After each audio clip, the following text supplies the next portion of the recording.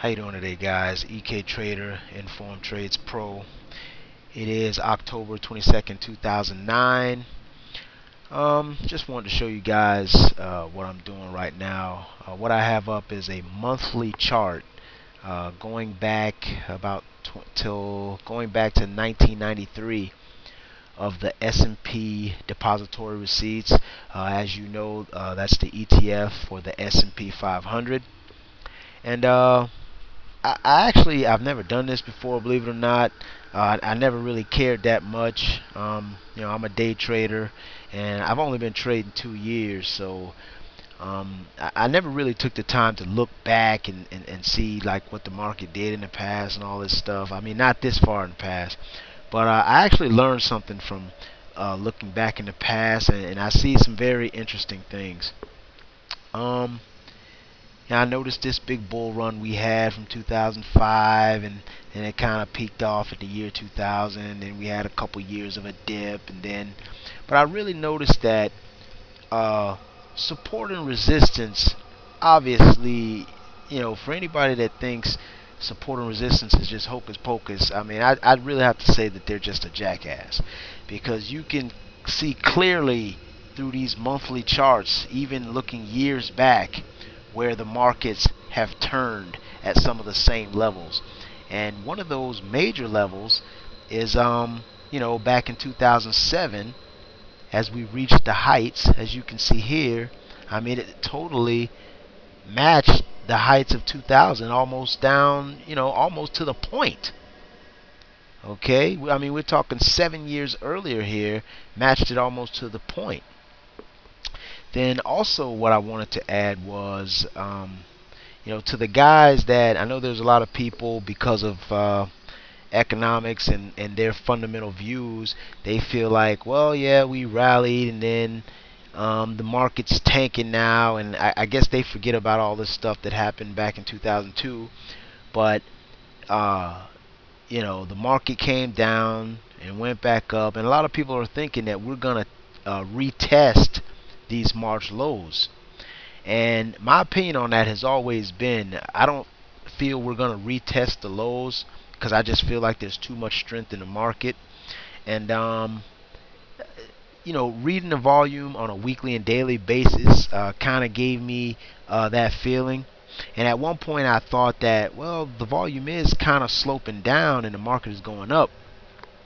But at the same time, what you have to understand is the market, even though it's less than what it's been, especially during the fall, it's still relatively high in comparison to past years.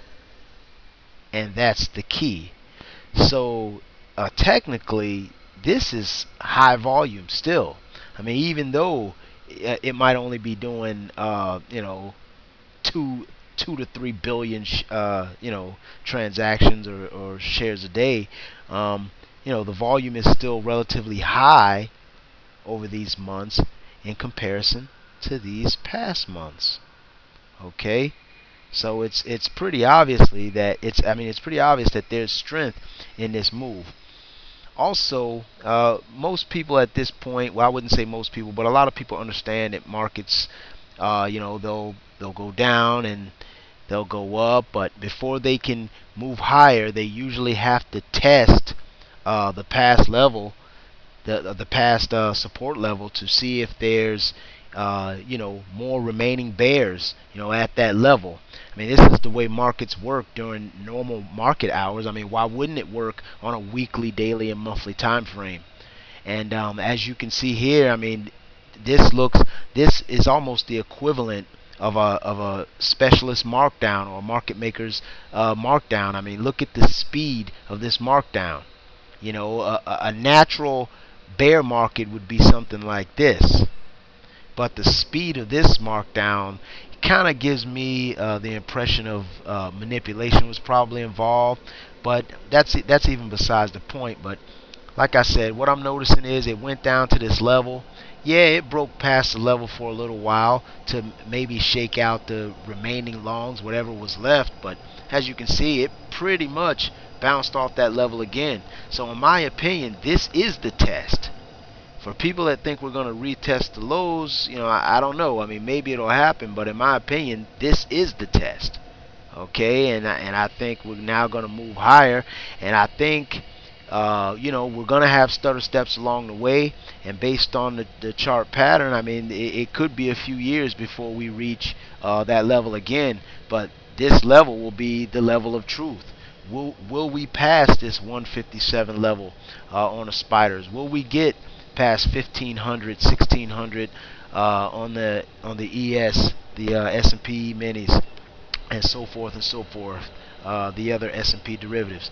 So I don't know, man. I just wanted to share that with you guys. Just give you guys a different look, a different take on what I've kind of been paying attention to. Uh, it's just, I don't know. I just found it interesting. Just wanted to share it.